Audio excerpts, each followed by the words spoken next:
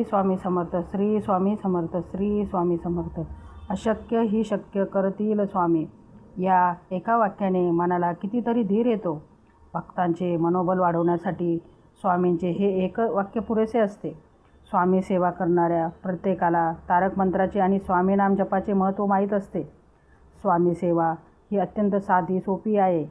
स्वामीने कधी अवडंबर केला नाही आणि स्वामींना भक्तांनी केलेला दिखाऊपणा देखील आवडत नाही.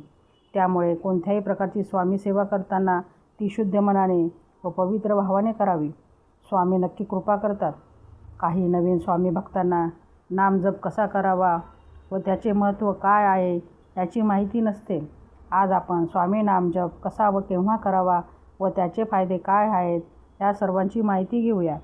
देवाच्या नामजपात खूप मोठी ताकद असते असे अनेक साधू संतांनी सांगितले आहे.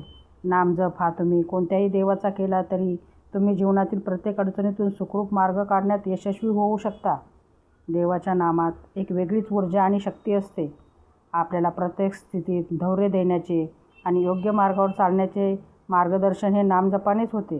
त्यामुळे स्वामींच्या जपाचा देखील हाच फायदा आहे की यामुळे तुम्ही अध्यात्माच्या मार्गावर तर येताच, मात्र चुकीच्या मार्गावर कधीच चालत नाहीत.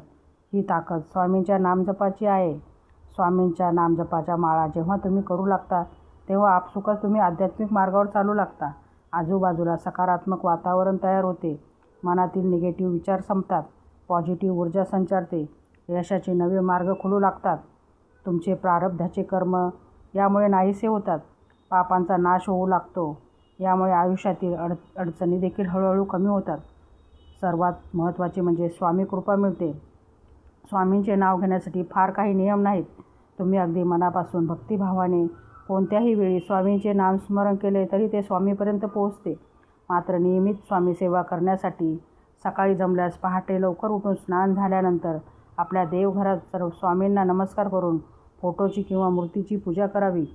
धूप दीप लावून स्वामींना नैवेद्य दाखवावा व त्यानंतर जपमाळ घेऊन त्यावर तुम्ही नियमित किमान 1 ते 11 माळा दररोज श्री स्वामी समर्थ हा मंत्र म्हणावा. स्वामींचा नामजप तुम्ही मनामध्ये कधीही कोणत्याही वेळी करू शकता.